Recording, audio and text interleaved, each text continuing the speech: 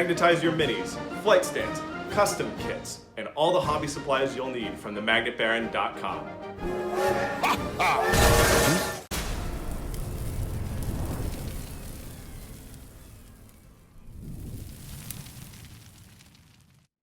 Hello and welcome to the YouTube channel for craftworld.eldar.com. I'm Brent, and in this video I'm going to be talking about the best way to tackle the terrifying and possibly quixotic task of playing mono Harlequins in 10th edition 40k.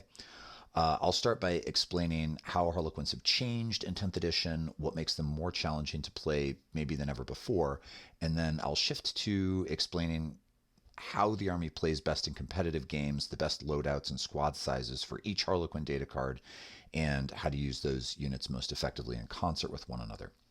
I'll finish by discussing briefly a roster that I've developed that wins more than it loses in competitive play, even if it's not in danger of a top 10 GT finish.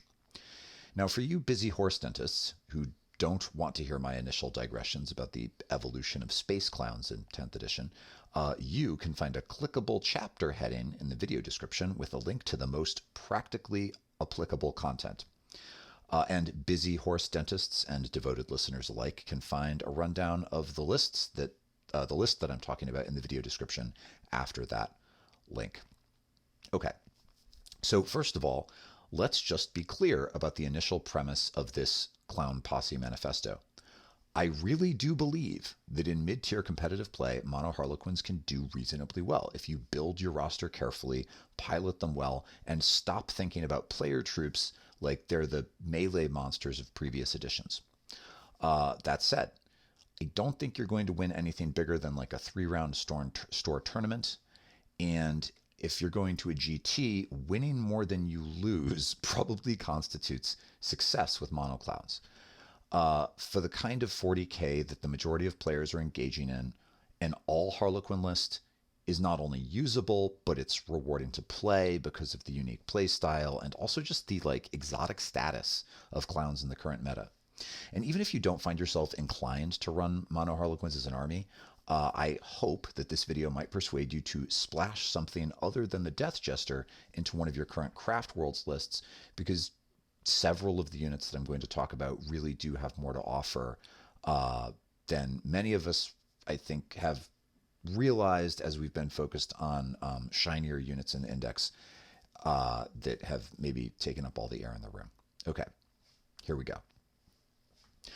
Unless you've been taking a long break from Warhammer or pathologically focused on the hobby side of things, or just lost in the webway since 10th edition started, you have to know that Aeldari were the top faction in the game for the first couple months after the index dropped, and then remained so after an initial round of nerfs, maybe first equal with CSM, and that Aeldari are still highly competitive after yet another series of points increases and a serious smackdown of some of our most powerful mechanics.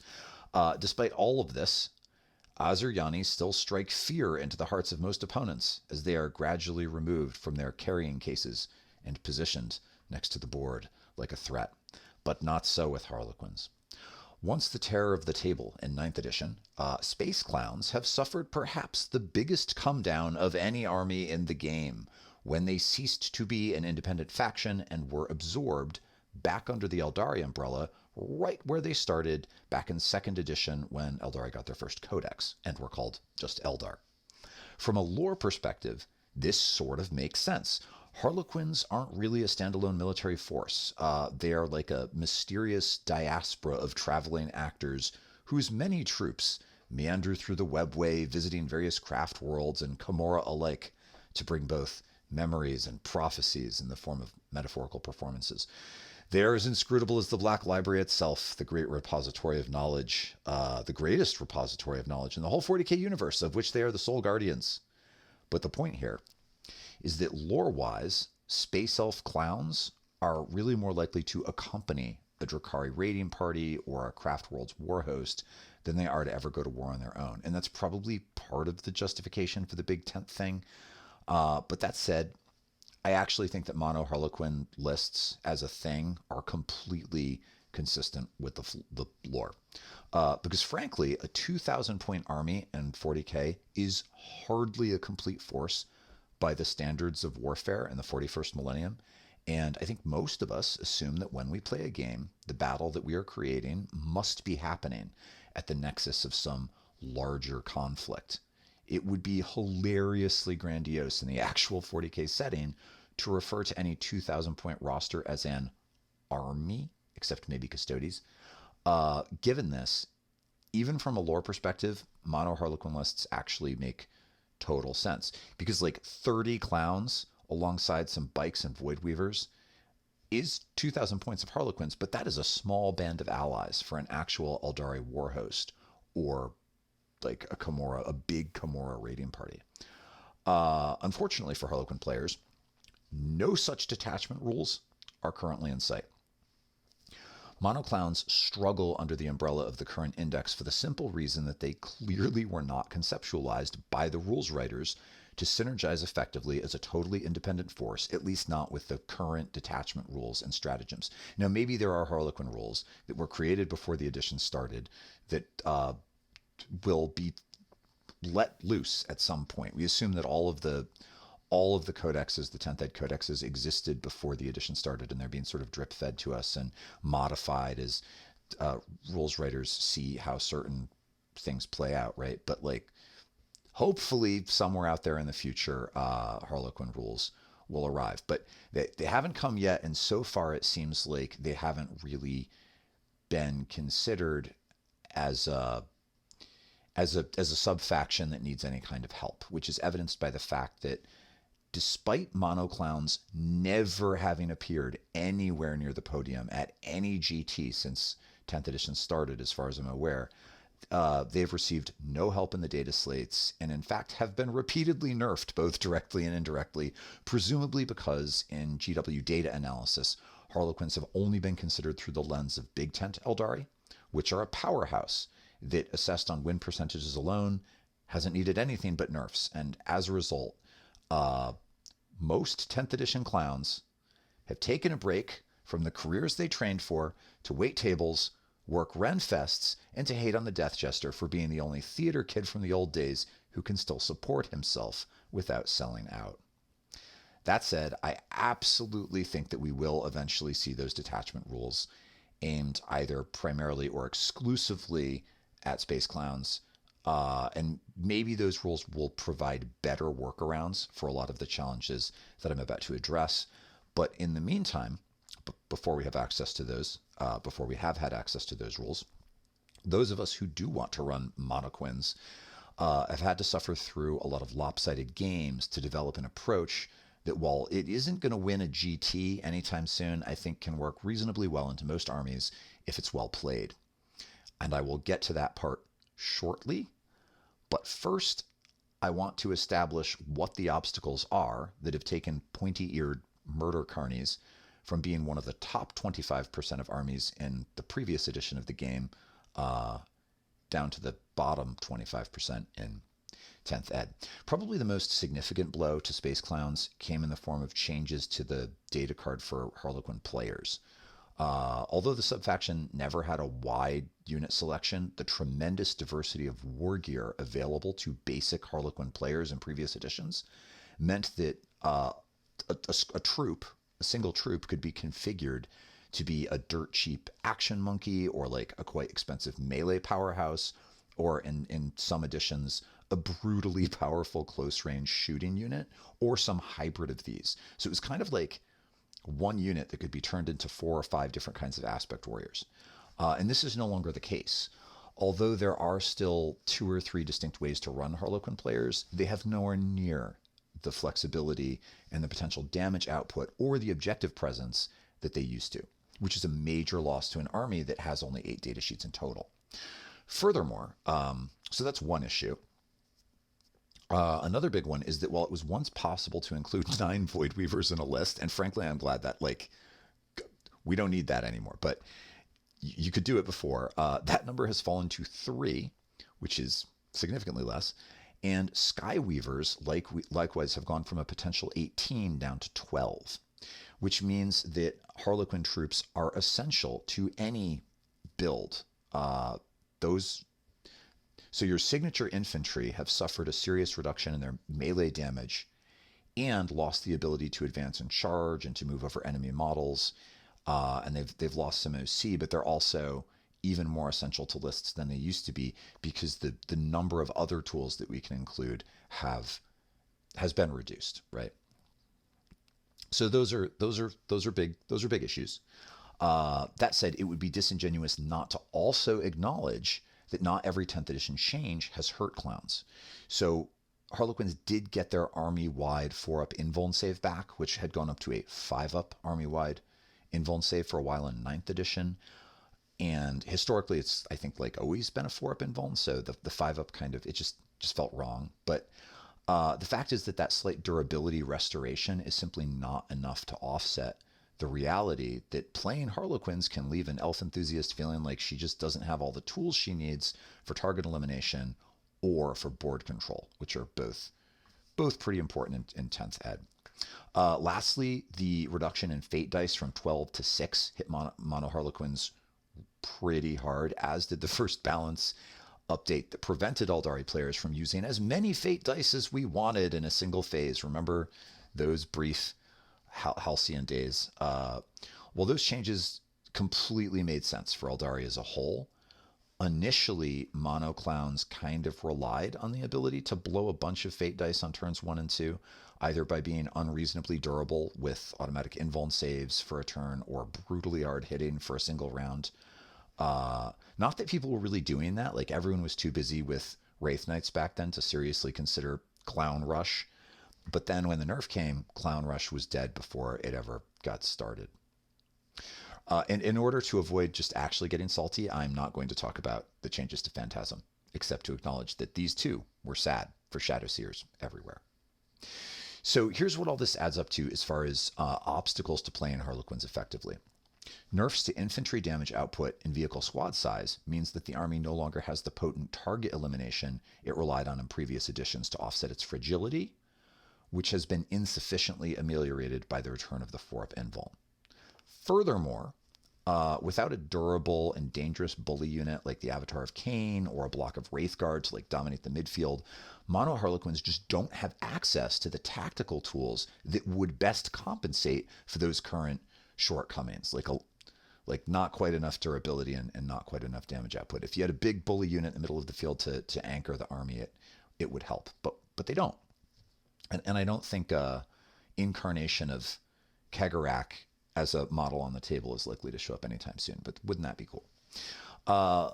Lastly, and this one I haven't talked about at all, is that without access to an HQ that boosts your command points or lets you use stratagems for zero CP, so you don't obviously have the Wayleaper, the Autarch Wayleaper, it's difficult to make effective use of Fire and Fade and some of the other strats that would provide additional tricks and shenanigans for playing around obstacles, and clowns are supposed to be a bag of tricks. But currently, those tricks are a bit more limited than ever before. So there it is. That's it. A relatively comprehensive overview of why Harlequins are hurting. And a few people at this point are like, Brent, where's the clown optimism? I'm here to learn about clown optimism. And from here, I am going to adopt a policy of clown optimism. But I do think it is helpful to start by acknowledging that clowns are hard to play and that these are the obstacles that we're aiming to play around. And now we're going to talk about how to do that. And I can honestly say that I've enjoyed every game that I have played with my mono Harlequins, even tragic ones, every single game. Perhaps in part because the puzzle they present provides a break from the embarrassment of riches that has kind of been Craft Worlds in the first year of 10th edition. My big breakthrough came, I think, when I stopped trying to run my troops like they were 9th edition melee murder hobos. And since then, I found that in the majority of matchups, clowns can really do all right. I don't want to piss anybody off by implying that if you aren't winning with your Harlequins, it's because you're doing it wrong. Like one of these YouTube financial gurus who claims that the only reason that you're not a millionaire is that you keep buying $4 lattes instead of index-based mutual funds. Because that is not the case. If you're losing with your clowns, you're in good company. But if you have a large enough collection of space clowns to build most lists, which is now actually easier after the 10th edition rules change, which streamlined a bunch of weapons choices, then unless you're like playing at some club in London where half the tables are taken up by players who've won multiple super majors, I don't think you need to totally despair. Sorry, London players who are like, oh, you just described my club. But I think in most places, right, at most clubs, part of enjoying tactical 40k is setting reasonable and achievable goals. And although like I have not taken my own motleyed maniacs to anything bigger than a store tournament, if I were to run them at a GT, I would just aim to win more than I lost, and I would call it a success if I pulled it off. I think that's a reasonable goal. Like, you need to set, for whatever army that you're going to run, you need to set reasonable goals for the thing. If you're the type of player that needs to be a contender for the podium at every GT you attend, then monoclowns are just not, they're not for you. But even if you are one of those players who only takes podium probable lists to big tournaments, there's definitely room for you to consider adding a few more Disciples of Kagarak to your most competitive Aeldari list. The Death Jester is not the only theater kid who deserves a big shot at the stage. So hopefully even for you people, hopefully there'll be something worthwhile about what I'm going to say next. But let's talk about Harlequin strengths and the particular play style implied by those strengths. So first off, although clowns are by no means as killy as their Craft World's cousins, compared to lots of other armies in 40k, Harlequins actually do have a reasonable amount of powerful shooting, and they especially excel at destroying opponents' vehicles. Void Weavers with prismatic cannons and detachment rerolls can put a serious dent in just about any target at long range, while Sky Weavers with haywire cannons can blow away vehicles that should be way out of their weight class. The Death Jester with Fate's Messenger is already a well-known and much-feared damage dealer who can wreck heavy infantry and light vehicles and medium-weight monsters at range with little chance of reprisal because he's a lone operative. So some really good shooting there. And then in addition, Harlequins have access to some cheap and effective character units, including the Solitaire, who's both an accomplished character assassin and a heavy infantry cleanup unit, and then the Troupe Master, who at 55 points is shockingly useful in a variety of roles. And both of those units do find their way into competitive Big Ten Aeldari lists, as do the others I just mentioned. So weirdly, despite being underpowered as a mono faction, the majority of Harlequin data cards do have play and do see play in effective competitive Aeldari lists, which is, I think, why GW hasn't felt like they need to fix them in advance of some eventual Harlequin detachment rules, which I just have to believe are coming. Lastly, with no individual models that cost in excess of 125 points, and an across-the-board 4-up invuln save, except a slightly better one on the Solitaire, clowns can be weirdly fiddly for an opponent to eliminate.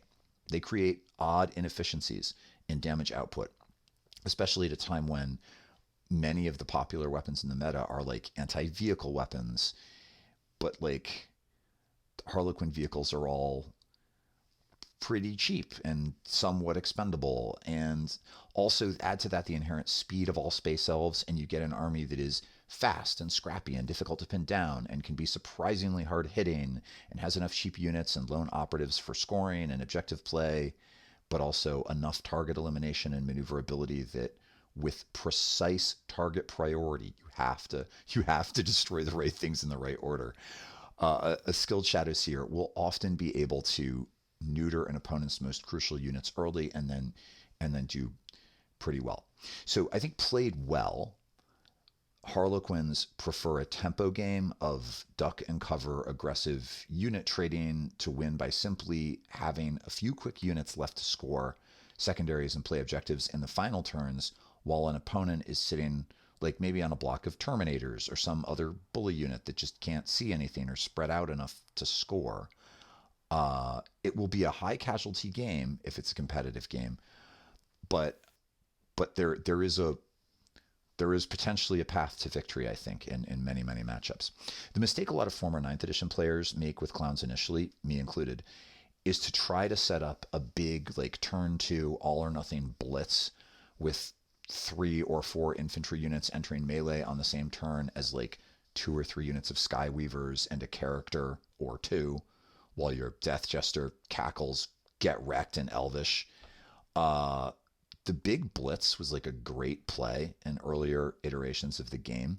And against some lists, it can still be a winning move, so do not discount it entirely.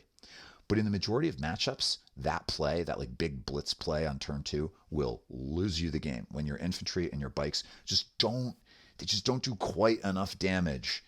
Certainly the melee output is not quite enough to get the job done, and then basically your whole army is vulnerable to a counterstroke, and when the counterstroke comes, that's game over. So don't play clowns the way they used to play, because there's a new way to play clowns.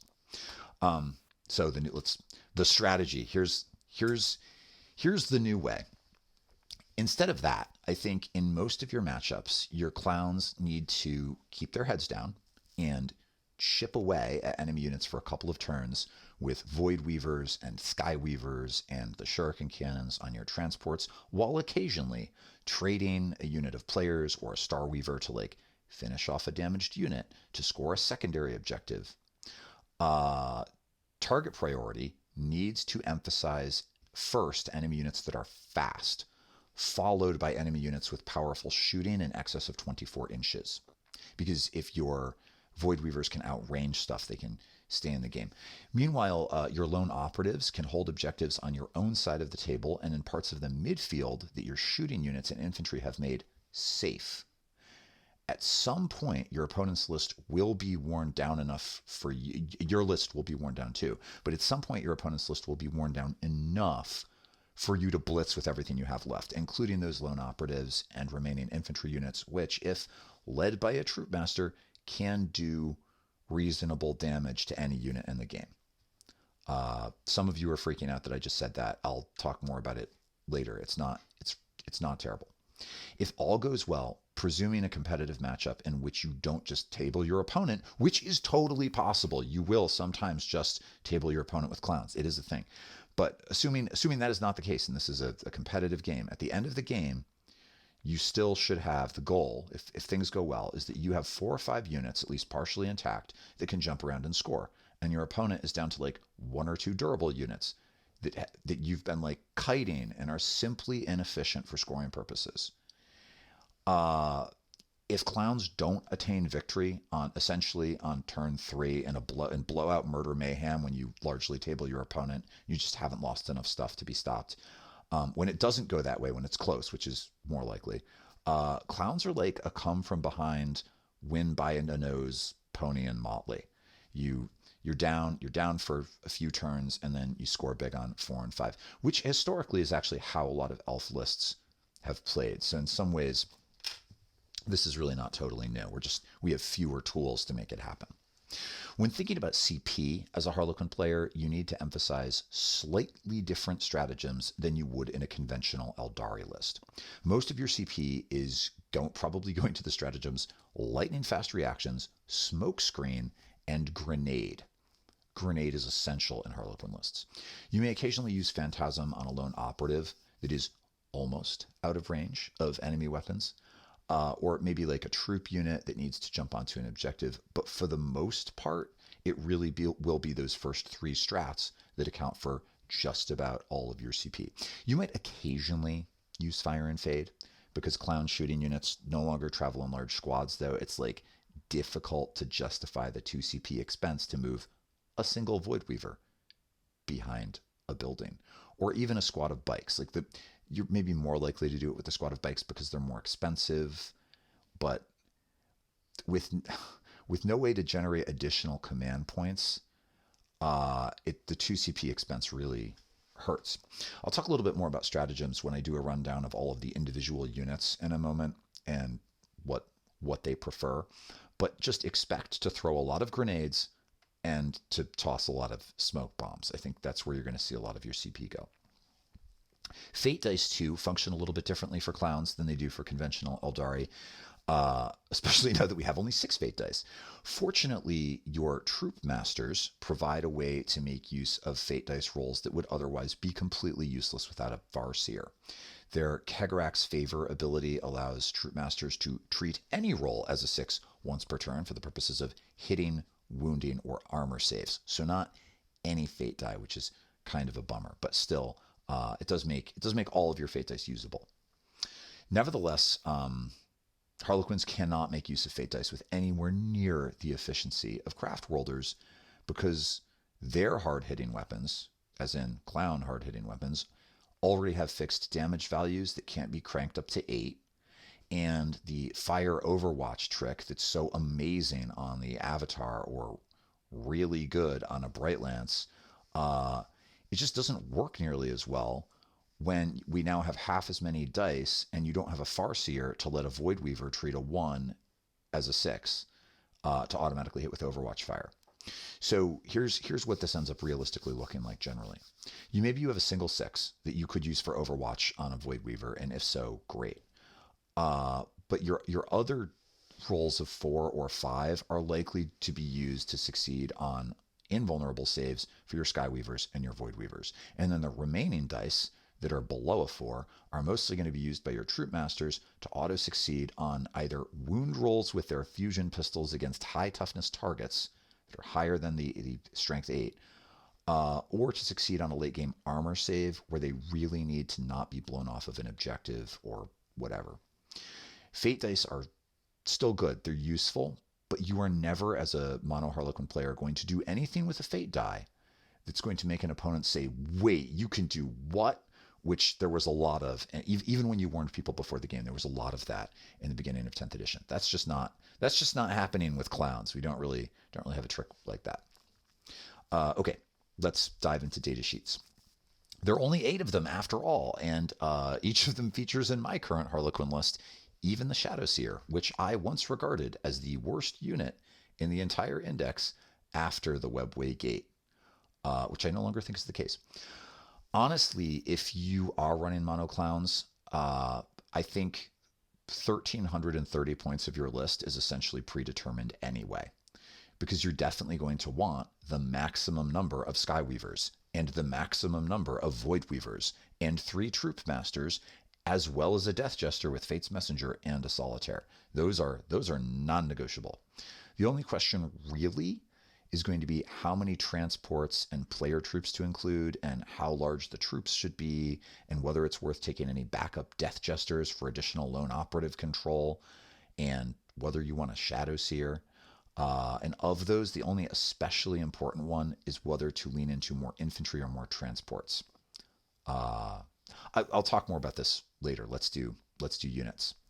And instead of going in index order, I am going to start with the auto includes and then just do what makes sense. So let's do Void Weavers first, because there is literally no version of this list that doesn't want 3.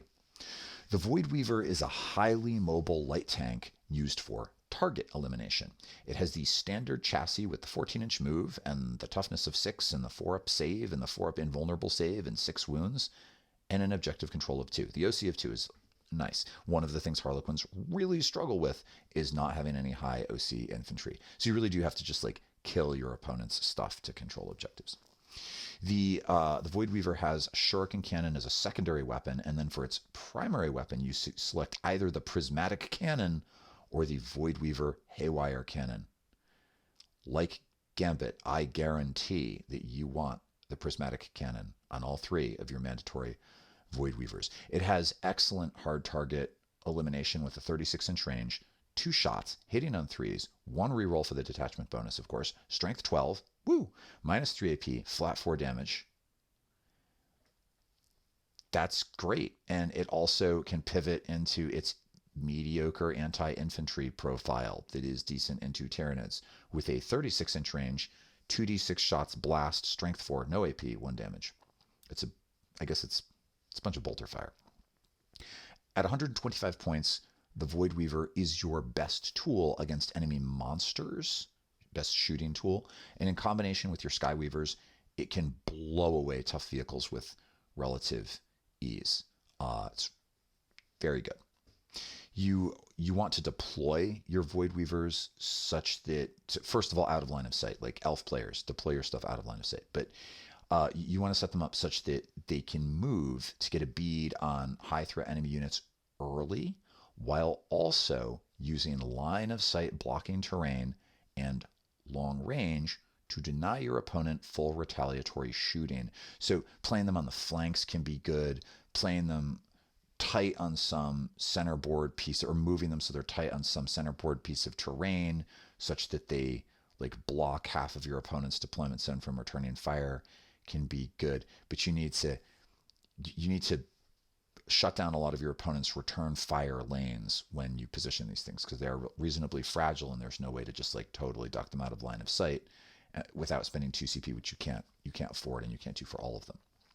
The 4-up invulnerable save, in combination with a fate die and with stratagems like smokescreen and lightning fast reactions, should be sufficient if you're not overexposing it to return fire, to ensure that an exposed gunboat can probably survive a turn of return fire as long as you are using the terrain well. And if you come up against a matchup in which that is not the case, then that's scary. And yet another reason that you need to like immediately try to destroy your opponent's most mobile units, because presumably that's how your opponent is going to do it, is to just be fast to get a beat on you. So those defensive tools are really important. For those of you unfamiliar with the smokescreen stratagem, it's a 1 CP generic strat that gives a vehicle that has the smoke keyword. I guess it doesn't have to be a vehicle, but I think generally it's vehicles that have the smoke keyword.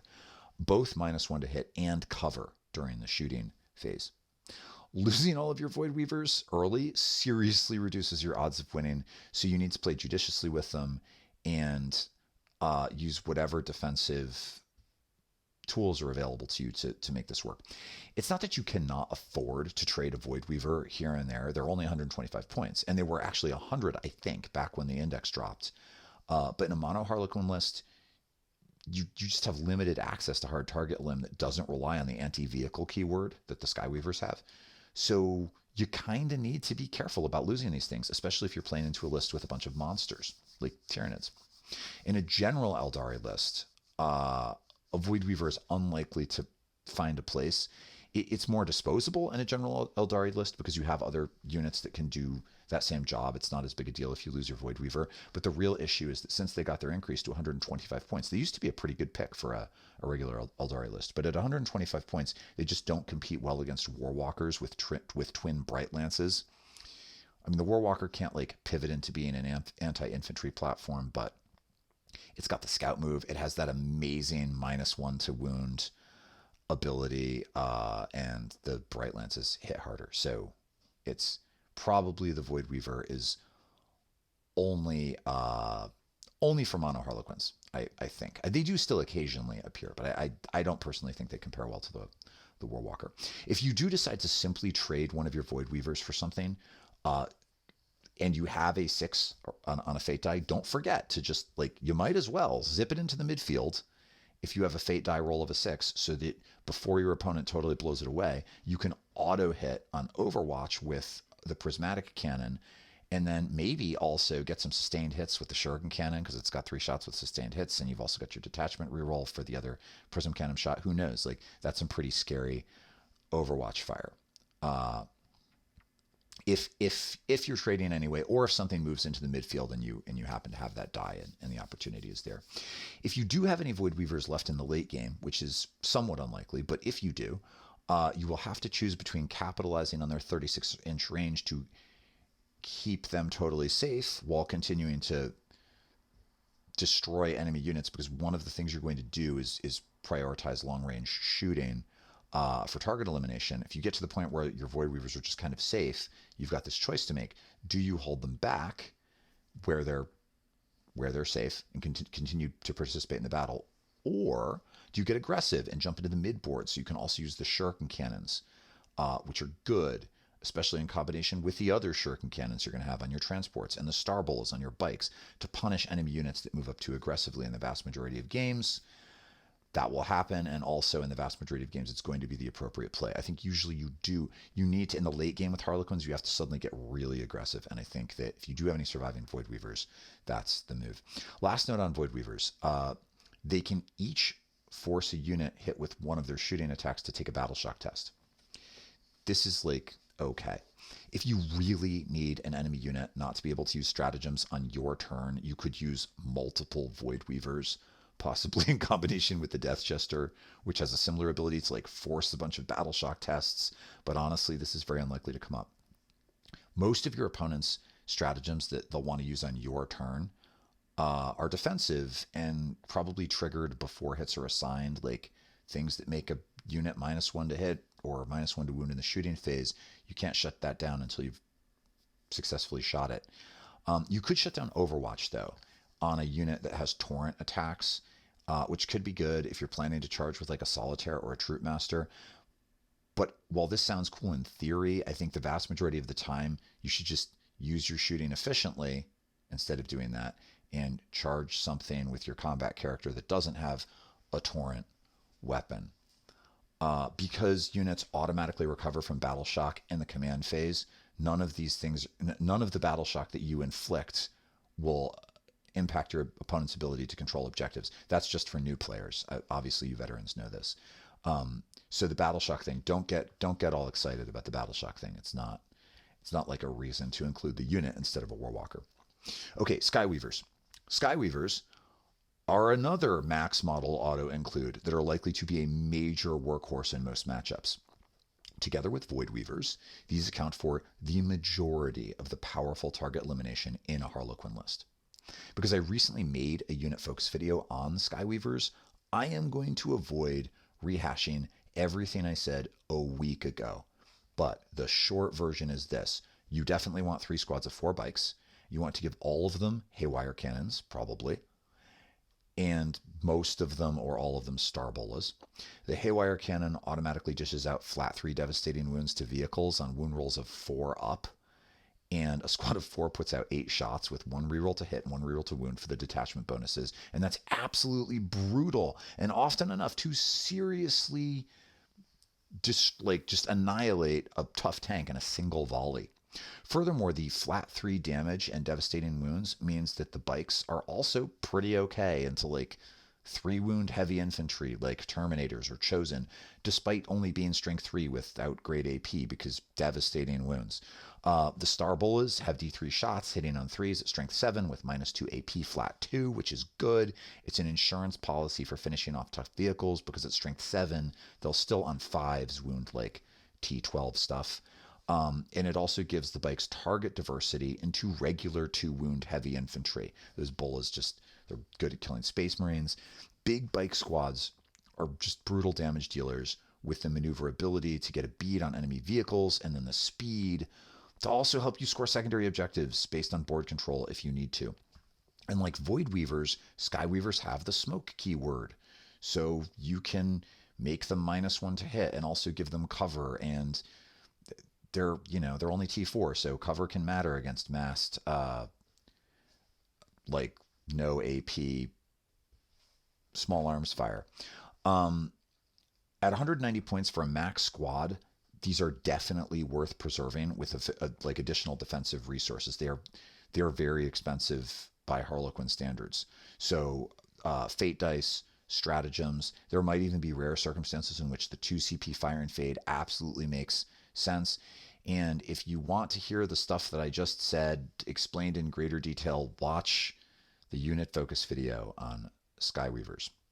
That said, there are a few differences between playing Skyweavers in a mono Harlequin list specifically rather than a big tent Aeldari list, which is kind of what I had in mind when I did that earlier video. And most of those differences originate from the difference in ideal squad size. So in an Aeldari list, you're generally running these things as like MSU, which is for you new players, stands for minimum sized unit. So 2 elf squads. Well, there are multiple elves on the bikes, so 2 bike squads. Whereas the shortage of effective combat units available to a mono Harlequin list means that if you're running just straight up clowns, you pretty much need to take them in units of 4. And at that point, they need to be treated as valuable heavy hitters rather than disposable skirmishers with scoring potential, right? So they're much more precious for a Harlequin player. Another difference is that in a mono Harlequin list, there is actually some incentive to consider giving one bike in each squad a Shuriken cannon for a little bit of threat diversity against opponents who aren't running as many vehicles. I've been running that like the 3-in-1 build pretty successfully, where I have like the 3 haywire cannons and the 1 Shuriken cannon. But it is I don't want to just tell you should do this. It's very meta dependent, and I'm frankly not convinced that it would be safer or easier. It wouldn't be safer or easier to just go with 4 haywire cannons, which I've also done, which works about as well. The other loadout option that you have to consider is whether to replace any of the star bolas with Zephyr Glaives. Zephyr Glaives have 4 attacks, hitting on 3s at strength 5, -1, flat 2 damage. In my unit focus video on Star Weavers, I explain why the math on the star bolas is generally better. But I found that in mono clown lists, it really does make sense to run 2 squads with the star bolas and 1 squad with the glaives. For one thing, the 12-inch range on the bolas generally means that you can only get 2 squads into effective range anyway, and having a fast-moving melee cleanup unit, especially in the late game, can not only be useful, but sometimes game-changing for objective control. The big issue with the melee build on the Skyweavers is that they don't, in addition to the low AP, they don't want to start a turn bound up in close combat, because the haywire cannon is just too valuable a tool to neuter. So any melee engagement you enter with your bikes until the very late part of the game, you want to be able to win entirely before your next turn comes around, or have CP on the back burner for feigned retreat, which is the one that lets you like fall back and still shoot and charge. So I think mostly you want the bolas. I do find some glaives useful. I've actually also experimented with a squad that has 2 glaives and 2 bolas, and it's fine. It's fine, and sometimes it's like perfect. But I think it might invite you to devote too much mental energy to try to positioning it in order to have suitable targets for all 3 weapons, and I don't think that the occasional advantages and additional flexibility are worth the mental resources required by the more complex loadout. Your ability to make finite decisions in 40k is limited. You have a certain amount of mental energy for that, and the more of those decisions you make, the more likely you are to make bad ones. This is just also true of human beings. So you do yourself a favor when you don't give yourself unnecessary fiddly decisions to make, especially in a tournament where you're going to have to play like 3 games in a row and be your best elf for all of them. Don't burden yourself with additional low stakes decisions. And for this reason, I really think my final suggestion remains 12 bikes, all with haywire cannons, 2 squads with bolas, 1 with glaives. But you decide, right? You certainly can mess with that a bit. But whatever you decide, you need to be tactical about how much fire you expose the bikes to, so that you don't blow through this essential resource too quickly. The bikes are key. Okay, the next auto-include is the Death Jester, who, like Skyweavers, already got his own unit focus video. I would suggest watching that if you want a deep dive on this most popular of murder clowns, but here is the very quick version. The Death Jester is a lone operative who can squat on a backfield objective while remaining untargetable until it is time to put the hurt on enemy units, presuming to enter the midfield with his Shrieker cannon, which has a 24-inch range, 3 attacks, hitting on 2s, strength 6, -1 AP, flat 2 damage, and devastating wounds. On its own, nothing to write home about, but in combination with the Death Jester's native ability Cruel Amusement and the 15-point enhancement Fate's Messenger, the Shrieker cannon is actually a terror weapon. Cruel Amusement lets you select either Precision, Ignores Cover, or Sustained Hits 3 as an additional ability for a single Death Jester in your list each turn. Fate's Messenger allows you to change a hit roll or a wound roll to a 6 after the dice are rolled.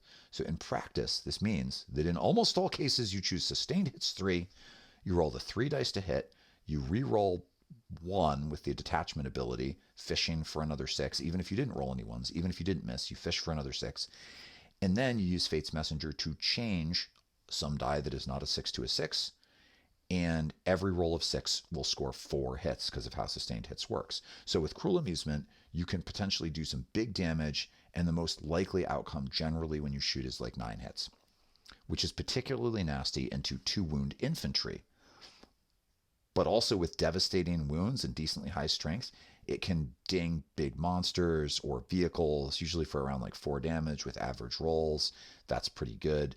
So the Death Jester is probably also the best candidate in the Harlequin list for the occasional use of Phantasm, if you need to back away from a window or stay just outside of 12 inches when an enemy manages to get a little too close.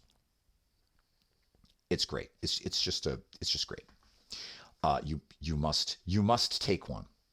Now, in theory, you could include multiple Death Jesters in your army in order to have a few more lone operatives for objective control. Even though only one can have Fate's Messenger and only one can use Cruel Amusement per turn, you might still think this is a move. I'm really skeptical about this, to be honest. Back when the index first dropped and Death Jesters only cost 70 points, I think that this was really worth considering. But at their current cost of 90, I kind of think they need to also be able to participate meaningfully in the battle, which is pretty tough without access to their special ability.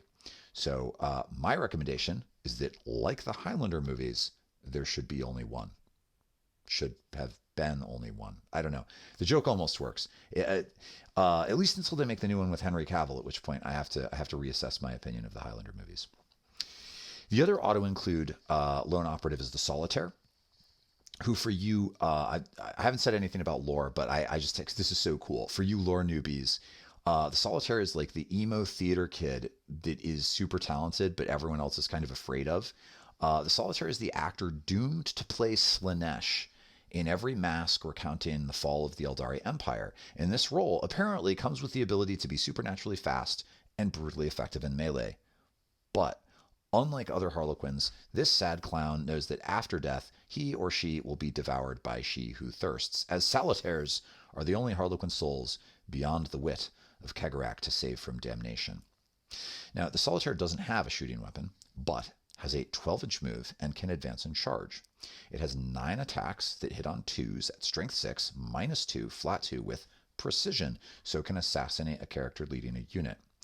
In addition, our favorite Slaanesh-hating vigilante also has fights first, and the Blitz ability, which once per battle allows it to add 2d6 to its normal move and raise the attack's characteristic to 12, or get 3 more attacks, which practically generally means raising it to 12.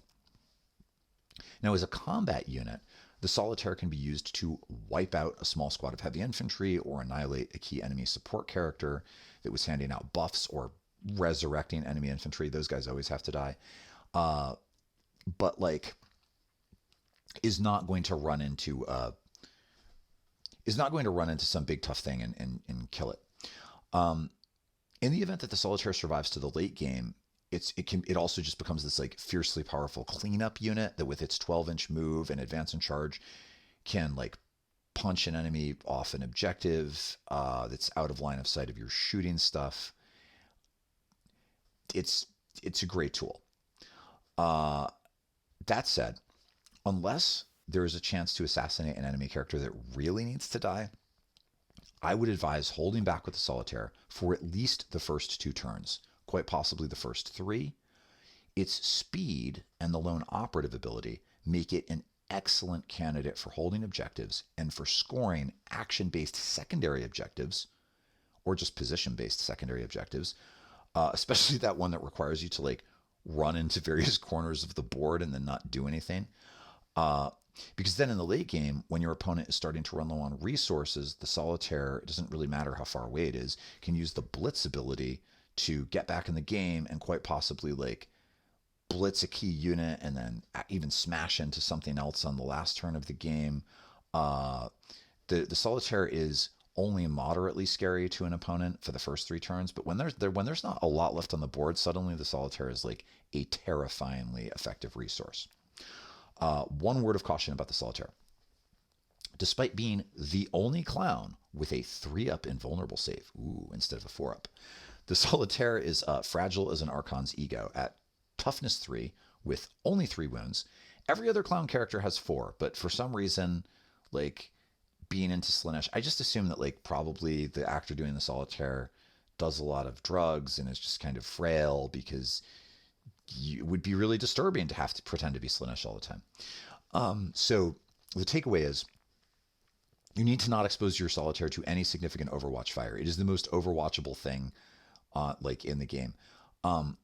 When you're moving around or setting up charges, especially torrent weapons, a unit with flamers will send a Solitaire to Slaanesh faster than you can say Ranadandra. So don't do that.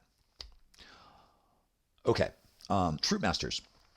3 Troupe Masters are the last of the auto-include Harlequin units, and they are highly efficient at only 55 points for a scrappy little combat character that is nasty enough to do serious damage, but, well, some serious damage, and cheap enough to be treated as expendable if they are running around on their own. That said, I found that although I really like an occasional lone Troupe Master in my regular Aeldari lists, I think that's a great tool. In mono clown rosters, I actually prefer to have them leading units of players. And I think this is probably one of the places where other people who have been playing mono Harlequins a lot and having some success might be tempted to be like, no, you run them on their own, because I know a lot of people feel this way, and I understand the arguments for it. And I'm not saying that by the way, I'm not suggesting that I'm necessarily right about this. I just, for my own play style and the way I'm using my troops, I found that having them attached to units has actually been pretty good. Let's set aside for now the fact that my suggestion is somewhat controversial and talk loadout. So the Troupe Master can have a fusion pistol, a neurodisruptor, or a shuriken pistol, and you always want to give it the fusion pistol, which has a 6-inch range, 1 shot, hits on 2s, strength 8, -4 AP, woo, D3 damage but melt at 2, so D3 plus 2 against targets within 3 inches, as well as the assault keyword, which can help to set up being a target within 3 inches. Now for the melee loadout, you can choose either a, quote, Harlequin special weapon, because they're all the one thing now, or a Troupe Master's Blade, which is just objectively better than the Harlequin's weapon in every way. There's no reason you would ever take a Harlequin's weapon. I assume maybe there will eventually be a stratagem that balances this, like all of the Harlequin weapons do a thing. But at the moment, the only reason to select the Harlequin special weapon is that when you modeled your Troupe Master back in 9th edition, that's how you built it. The Troupe Master's Blade confers 6 attacks, hitting on 2s, strength 4, -2 AP, 1 damage, and in addition, when this model is leading a unit, all of the melee weapons equipped by models in that unit have the Devastating Wounds ability, which for you new players means that they nullify all armor saves, even invulnerable saves, on critical hits, which are 6s to wound. Lastly, I mentioned earlier that the Troupe Master can use any fate die as a roll of a 6 when substituting that die for a hit, a wound, or an armor save. It's a bit of a shame that the damage roll isn't also an option to guarantee 5 damage with the fusion pistol, but we can't complain too much because the only way to make this meaningful would be to use your fate dice rolls of 1 and 2. And it's especially useful when targeting something with the fusion pistol that's greater than toughness 8, because, right, it's got great armor penetration, but you've got to get through the toughness first. So I think you will frequently find yourself using your crappy fate die rolls to guarantee a wound against a hard target with your fusion pistol on your Troupe Masters. In a Big Tent Aeldari list, an individual Troupe Master is like a throwaway model used for objective control and secondary scoring that can pivot into being a decent little combat character when necessary. But as I mentioned earlier, I found that in mono-clown lists, I like them to team up with Harlequin players. And the primary reason is that they mutually boost one another's melee damage. The Troupe Master gives players devastating wounds in melee, and the players give the Troupe Master +1 to wound on the charge. The players, of course, also act as bodyguards for the combat character, and by not running them as separate units, you do give up a couple of detachment rerolls. That's a thing, and I definitely don't think you absolutely have to attach all of your Troupe Masters to players. But I have found that it renders the players a bit more functional as a combat unit, and just given the limited resources available to a Harlequin's players, I have found that I need at least some of my player units to be functional as combat units. One thing you do have to do, though, is make a Troupe Master your Warlord if you plan to include more than 3 units of players, which is only because player troops only become battle line units if a Troupe Master is running the show, which is, I just think, not a necessary rule, but it's in there. I guess it's narratively fun. Okay, troops. So basic Harlequin troops, and I will talk a little bit more about Troupe Masters as I talk about basic Harlequin troops. Basic Harlequin troops are the most iconic of mysterious space clowns. No mono Quinn list is complete for aesthetic reasons alone without 20 of these. They are, however, arguably the least competitive Harlequin unit. That said, I think that if they're played with technical finesse, they can be surprisingly effective counterpunchers as well as a good like hybrid combat unit, and they're also decent scoring units. They come in squads either of 5, 6, 10, or 11, and each model in the unit comes default with a Harlequin's blade and a Shuriken pistol, but any player can swap the blade for a special weapon, all of which have the same profile now, which, at least for me, comes as a relief. Even with 60 of these things fully painted in my collection in earlier editions, I kept finding I just didn't have enough players with the right loadouts to be optimal, which was annoying. So I kind of don't mind that all of the Harlequin special weapons are now one weapon. But I do also understand why people who are truly like Harlequin play, that's their thing, that they're Harlequin players. They liked the depth of those different weapons. The lead player can instead swap the Harlequin's blade for an Aeldari power sword, and you should always do both of those things. All of the players should swap their regular sword for a Harlequin weapon, and then the lead player definitely wants the power sword. The Harlequin weapons grant 4 attacks, hitting on 3s, strength 4, -1 AP, 1 damage. The power sword has that same profile with an extra attack and an extra AP. In addition, when in squads of 5, 6, or 10, up to 2 players may have fusion pistols instead of Shuriken pistols, and up to 2 may have neurodisruptors instead of Shuriken pistols, while at 11 you may have 4 fusion pistols and 4 neurodisruptors. For this reason, there is no reason to ever run a squad of 10. At that point, you pay the extra points for 1 extra model and get 2 more fusion pistols. You should always max out the number of available fusion pistols. So if it's a smaller squad, you definitely want 2 of them. If you're going all the way to 11, you take the 4. The fusion pistol is 1 shot, hits on 3s, strength 8, -4 AP, D3 damage. Again, melt to 2. So for D3 plus 2 damage inside of 3 inches, just like the Troupe Master, but hitting on 3s instead of 2s because not a Troupe Master. The neurodisruptor, honestly, is nothing to write home about. It's frankly, in my opinion, it's no better than the Shuriken pistol. It's the same weapon, but it has anti-infantry too, but it has no AP. So there you go.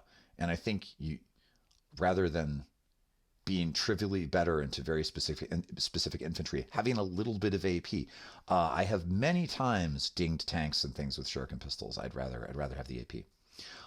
If you could give disruptors to the whole squad, they would actually have really good synergy with the Blade Storm stratagem, which gives 2 additional AP for critical hits. But CP is really precious in a Harlequin list, and you're unlikely to ever use Blade Storm for 2 to 4 models with a 1-shot weapon. So sad. If you have some models modeled with neurodisruptors, don't feel like you have to pull them off and put Shuriken pistols on. I sometimes stick a couple in just because they look cool, but they're not a competitive pick. Also, as I already mentioned, players get +1 to wound in melee on the turn that they charged, which is extremely good, and it gives them some level of threat into any target, because even the toughest stuff in the game, they're still wounding on 5s, and they do, if you're running a big squad with the Troupe Master, actually have a crap load of attacks. They've also got devastating wounds. Early in 10th edition, one of the most prominent 40k channels, which I am not disparaging here, I have a tremendous respect for these guys, but they did an analysis of Harlequin troops and determined that they were terrible. A max unit of players, they pointed out, cannot even reliably kill an MSU squad of basic Space Marines in melee. First of all, that's not actually true. It's true if you don't take into account any special abilities, but it's not actually true. If you take into account the bonus to wound on the charge and the slightly better weapons equipped by the lead player, then no, you probably pretty reliably you will. It's even less true if you take into consideration that they can shoot before they charge. At that point, like, yes, they're doing it. If a maximum squad, because there's 11 of these things in a maximum size squad, right? If a Troupe Master is involved, it's even more of a walkover for the poor Marines. That said, it is true that 10th edition Harlequin troops are not lightning fast melee monsters like they were in 9th edition. They just aren't, but they also aren't meant to be. Instead, what distinguishes Harlequins from other melee units like Scorpions or Banshees or even Corsairs? Banshees advance and charge, like Scorpions start off near the opponent. Everybody's got their thing. There's really good AP on those Corsair swords. What Harlequins do is that they're a technical unit, best played as a counterpuncher that relies on a hybrid of shooting and melee to really get the job done, and also gets pretty juiced by a Troupe Master. It has that option, right? So if, for example, you were to begin with a maximum sized unit of players, so 11 with the 4 fusion pistols, led in the lead player with the Aeldari power sword, led by a Troupe Master with a fusion pistol and a sword, if you were to move that whole unit within melter range of a 10-man Marine squad, so not the MSU squad, and shoot before you charge, you should exterminate it without an issue once you account for the bonus to wound on the charge and the devastating wounds in melee and the better AP on the weapons of the lead player and the Troupe Master. Similarly, if you do that same thing and you move within melter range of a vehicle or monster and use the Troupe Master's Fate Die manipulation ability to auto wound with his fusion pistol that has -4 AP, and then we'll do D3 plus 2 damage, and then you use your detachment reroll on one of the other 4 fusion pistols, and then you charge with the whole squad with like over 50 melee attacks at +1 to wound, and with devastating wounds on 6s, you do stand a pretty good chance of killing the target, even if it's something pretty good, because you're doing like 8 damage with the fusion pistols, and then this big smackdown with devastating wounds and +1 to wound and everything else. So that's not bad. That's pretty good. And in either case, if you trigger the grenade strat before you shoot, victory is all but assured. The grenade strat is an incredibly useful tool, likely to account for at least 3 of your CP over the course of every game you play, quite possibly 4. It allows you to pick an enemy unit within 8 inches of one of your units that has the grenade keyword that has not yet fired, so either a Troupe Master or some players, and you roll 6 dice, and every 4-up just automatically does a mortal wound to the target. If you are an aspiring Shadowseer, you will learn to love this stratagem in your Harlequin lists. It's also one of the reasons why a single Troupe Master is cool in a regular Big Tent Aeldari list, because he can like throw grenades and do an average of 3 mortal wounds to a thing before he shoots it with his fusion pistol and then charges it with his kind of pretty okay melee profile. Now, because 12 Harlequins neither fit in a transport nor have any way to advance and charge at that point, because you can't also attach a Shadowseer, the particular combo I was just talking about really is relegated pretty exclusively to a counterpunch technique, because it isn't quick enough to get within melter range of stuff that hasn't like entered the midfield of its own accord. But a single maximum size squad of Harlequin foot sloggers in your list with the properties I just described, hovering just out of line of sight forward of your deployment zone, is a pretty powerful tool. It's not a bully unit, it's not durable enough, but it kind of does a similar job a bit. It's a pretty powerful deterrent, and it can surprise units who are not accustomed to playing into Harlequins with its damage output. Alternatively, Troupe Masters leading MSU squads, so minimum sized units, so 5 elves and a Troupe Master, can jump out of a transport to use essentially the same combo I just described with fewer elves, but more maneuverability because those transports move 14 inches and can hide out of line of sight in the midfield. The basic play is the same. You jump out, you move near the thing, grenade stratagem, followed by fusion pistols with fate dice manipulation and rerolls, followed by a charge with +1 to wound and devastating wounds. And what you end up with is a 130-point trading unit between the Troupe Master and the players that's good into a variety of targets, especially targets that have already been worn down by random Shuriken cannon fire and star bolas. It's pretty good. Also, at only 75 points for the basic squad of 5 players with no leader, they have the lead player with no Troupe Master, it's also not a terrible idea to include some of these disposable Harlequin units just for scoring purposes. I don't have any in my current list. That's just how it's shaken out. I've had some in the past.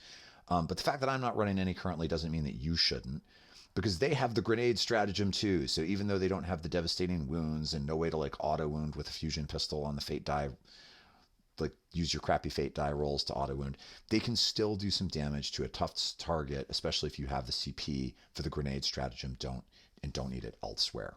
Or they can just run around and score. Now you might also consider running a unit of players with a Shadowseer instead of a Troupe Master for 60 points. I have been surprised to discover that the Shadowseer is not terrible, as I originally supposed when reading the index for the first time. She gives the entire unit stealth, so -1 to hit, and the ability to advance and charge, as well as the chance to re-roll that advance roll, which actually makes the unit really quick. It can like rocket across the midfield. And because the pistols all have the assault keyword, the Shadowseer's unit can do some serious damage before charging in, because they advance and they shoot with their pistols and they can still charge. Also, her melee weapon, the Miststave, actually brings a meaningful little melee bonus. It's okay. It has 4 attacks, hitting on 2s, strength 5, -1 AP, D3 damage. Strength 5 is pretty cool here because with the +1 to wound conferred on her by the troop, it actually wounds heavy infantry like Marines on a 2-up. So 4 attacks, hitting on 2s, potentially a reroll for the detachment bonus, wounding on 2s, and then D3 damage, -1 AP D3 damage. It's a solid boon into multi-wound enemies. I've continued, it's not amazing, but it ends up, it changes the melee outcome in a noticeable way. I have consistently found that a single troop led by a Shadowseer is in fact a valuable tool for hitting aggressive enemy units trying to position themselves for like a turn 2 jump, or to add weight of dice to some engagement that needs a little extra help, or occasionally just to tie up some enemy tank and move block it while chipping away at its health. If you do decide to blitz something with your Shadowseer unit and do real damage, don't forget to throw the grenade first. You can do that, right? If you have the CP and you don't need that particular stratagem elsewhere, that's an option. So that's it for player troops, although I think they are absolutely deserving of a little love at some point when we get either an actual codex or a Harlequin supplement. They need some help. It's stupid that they have an OC of 1. That's dumb. And they probably should have some trick for getting around the board faster, like jumping into the webway and jumping out somewhere else if they're not engaged. And there should be some way to boost their melee damage, right? For at least of 1 troop somewhere on the board, there should be a stratagem for that. So I'm not saying that they don't need love, Harlequin lovers, but they don't totally suck either. I don't think they make the grade for splashing into a conventional Aeldari list in a competitive setting, but they definitely play well enough that if you did want them for narrative reasons, or you absolutely need them because you're running mono Harlequins, they can do some work. They do stuff. Okay. Lastly, we have the Starweaver. The Starweaver is a 6 elf transport with a firing deck and 2 shuriken cannons, which at 80 points is also a modestly costed durable little firing platform. It is a 14-inch move, toughness of 6, a 4-up save, a 4-up invulnerable save. I mentioned the 4-up save also because that means you can get meaningful cover. It has 6 wounds and an OC of 1. It also has the smoke keyword and an ability called Rapid Embarkation, which lets an infantry unit not engaged jump inside at the end of the fight phase if the transport is nearby. The obvious move with the Starweaver is to put an MSU troop unit, possibly led by a Troupe Master, inside and position it out of line of sight in the midboard. From here, your infantry have all sorts of options. They can pop out to engage an aggressive enemy. The shuriken cannons can be used to soften up opponents' units that move into the midfield. Also, both the transport and the elves inside of it are cheap enough that if necessary, you can send either the infantry or the transport to make a suicidal play to score an objective or score a secondary mission, and you'll still have the other unit remaining, and you won't really mind losing the whatever you threw away. A transport with a troop unit inside of it also constitutes, well, so it constitutes two disposable generalist units, both of which do just enough damage to matter for target elimination, and both of which are maneuverable enough to also be used for scoring and move blocking. Also, if your opponent starts to lose her grip on a particular quadrant of the table, zipping in with a Starweaver clown car gives you objective play, it gives you secondary scoring opportunity over there, and it gives you just enough threat to count tactically. And also, like all transports, the ability to park it on an objective and still control the objective if the vehicle is destroyed, because the surviving embarked units land on the point can matter. That can be useful. And just a reminder for you newer players that although infantry surviving the destruction of a transport are automatically battle shocked, they will also automatically recover from battle shock at the beginning of your next turn before objective control is resolved. So sometimes, like when 10th edition first dropped, there were people who were confused about this, and they were like, the transport on an objective thing doesn't work anymore because battle shock, but it does. Unfortunately, the firing deck on the Starweaver is not actually very useful. Initially, it looks like it would be, because like with the 14-inch move, it's not too tough to get within 3 inches of an aggressive enemy tank or monster, at which point, if there's a full complement of clowns on board led by a Troupe Master, they could hit the target with 3 fusion pistols at Melta range, as well as the Shuriken cannons on the transport itself, and there are 2 reasons why you would never do this. The first is that the embarked models are not treated as a separate unit, so there is only 1 detachment reroll to hit and 1 reroll to wound, both of which you'd use on fusion pistols. Also, the Troupe Master's ability to manipulate his fusion pistol wound roll doesn't count, because when you're shooting from a firing deck, the shooting is assumed to come from the vehicle, not from the model. So any special abilities that the model has that isn't just something on the weapon itself, like Melta, just don't count. So your shooting is just worse. The other reason that you would never do this is that your clowns cannot then throw a grenade, which we have already established is excellent. Now, there's a few naysayers listening to this video who are thinking, but Brent, the clown car provides extra durability and is slightly faster for engaging units at the extreme edge of Melta range. And to you detractors, I say, not this time, naysayer, because models can disembark within 3 inches of a transport, and Harlequin troops can make an advance move of 8 plus d6 inches and still fire with their pistols, all of which have the assault keyword, which means the absolute worst movement range they would have from the transport is 14 inches, which is the same move value as the transport itself, and that's if they rolled a 1 to advance. Also, the Starweaver has the rapid embarkation ability. I mentioned this earlier. So the infantry jumps out, moves the 14 inches with the advance move, right? Gets within Melta range of the target, throws the grenade, shoots with full detachment rerolls on the fusion pistols.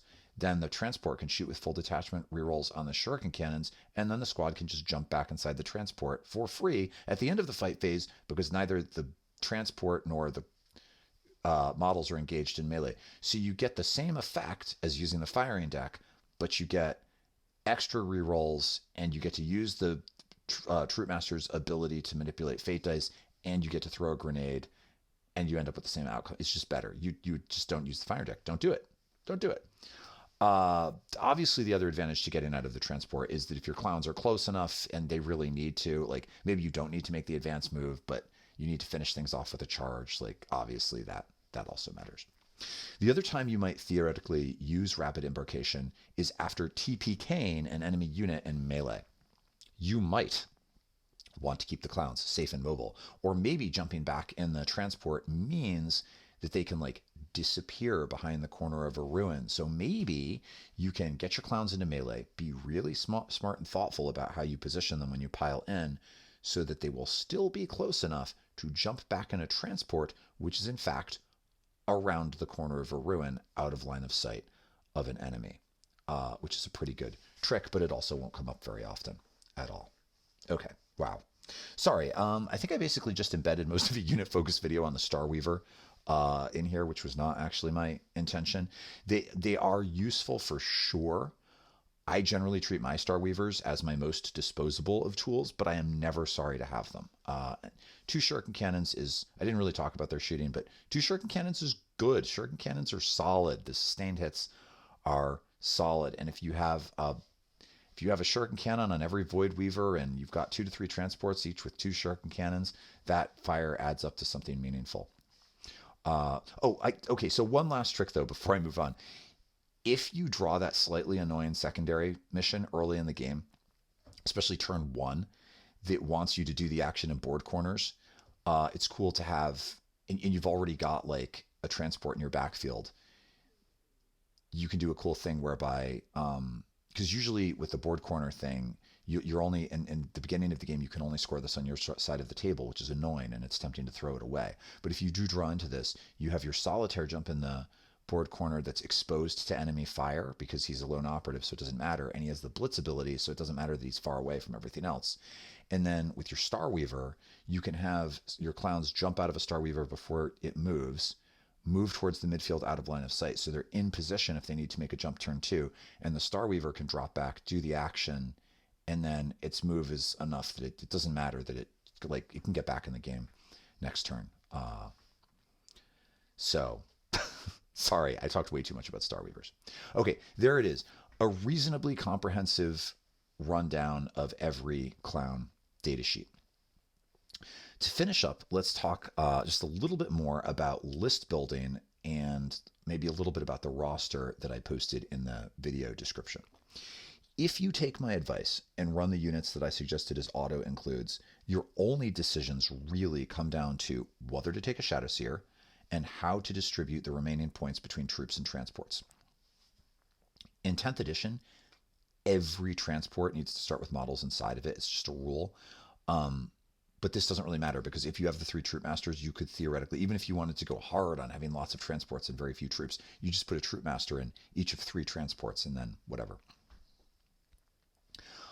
In terms of like how many transports you take versus MSU Harlequin troops, I honestly can't tell you that I have the best clear answer to the best balance of points on troops versus Star Weavers, but I will say that I have personally found that the following constitutes a good balance of damage output and disposable trading pieces: 2 Star Weavers, 1 maximum size unit of players led by a Troupe Master that obviously doesn't fit in a transport, but acts as a midfield counterpuncher. It's that like bully unit that's not a bully unit.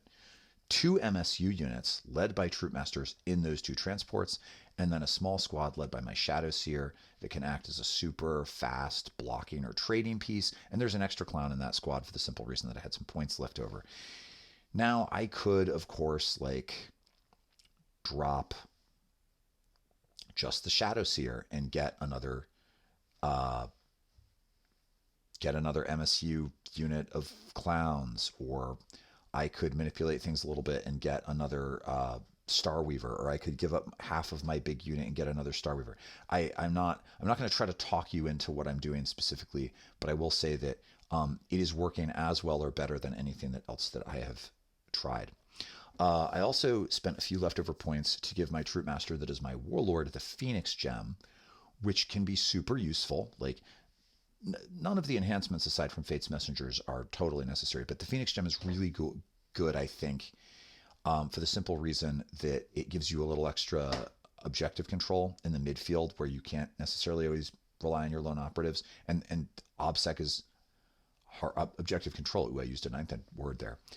Is hard for Harlequin sometimes. So the Phoenix Gem is this enhancement that on a 2-up revives its slain bear at the end of the phase, which can swing an objective in your favor. So there's like no amount of shooting that can eliminate your Troupe Master. On a 2-up, it's just going to get up no matter what.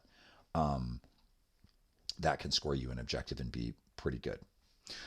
Now, earlier iterations of this list had 3 transports, which is the number, if I could make it work, that I would prefer. But dropping the extra clown and if I were to give up the Phoenix Gem, that doesn't get me there. And at this point, there isn't anything else I'm really willing to give up. Also, I just think thematically authentic Harlequin lists need an absolute minimum of 20 players, and having more is cool. Having like very few or no Harlequin players and tons of vehicles, I think just looks kind of ridiculous and janky. Nevertheless, my decision to include more troop units than Star Weavers is not a concession to aesthetics. I have found that, at least for my own playstyle, it works a bit better. But some of you might want fewer clowns and more Star Weavers. They cost about the same. And it is totally possible to separate out your Troupe Masters, so you have a bunch of disposable janky trading pieces that are hard to pin down and annoying to eliminate because of the invulnerable save. Personally, I would suggest having at least 2 of your Troupe Masters attached to units for damage output reasons, but feel free not to. Like, I don't think that there is a definitive best list for all playstyles once we have acknowledged the necessity of the 1,330 points of totally mandatory includes. Regardless of what you decide, and putting together a mono clown list, if this is something you're going to do, I guarantee you that it will require skillful play to make it sing. Harlequins might be the single most unforgiving faction in the game right now, and so knowing when to keep your head down and when to be aggressive and what targets to prioritize and when to trade will be essential, none of which you can learn without saddle time, which is just getting a bunch of games in. Nevertheless, I think that mono Harlequins are a rewarding experience for veteran autarchs whose local meta might be fed up with months of getting their Monkai butts handed to them over and over again by Night Spinners and Wraithguard. Playing mono Harlequins presents an opportunity to hone core skills while proving to ourselves and others that we can win competitive games without running A-tier lists. For newer players, on the other hand, clowns are likely to be a savage trial by fire. That said, if you are a new player who's eager to get better at 40k and you're really interested in mono Harlequins, it might be a quicker way to develop skills necessary for tactical play than Big Tent Aeldari, for the simple reason that every time you make a mistake, you will be punished. Although, even though tactics for making Harlequins effective are nuanced, with only 8 datasheets in the army, there's actually less to keep track of than in some conventional Aeldari lists, which is also good for newer players because you can focus a little more on strategy and a little less on just trying to remember what everything does. But there's still a lot of like janky unit specific rules.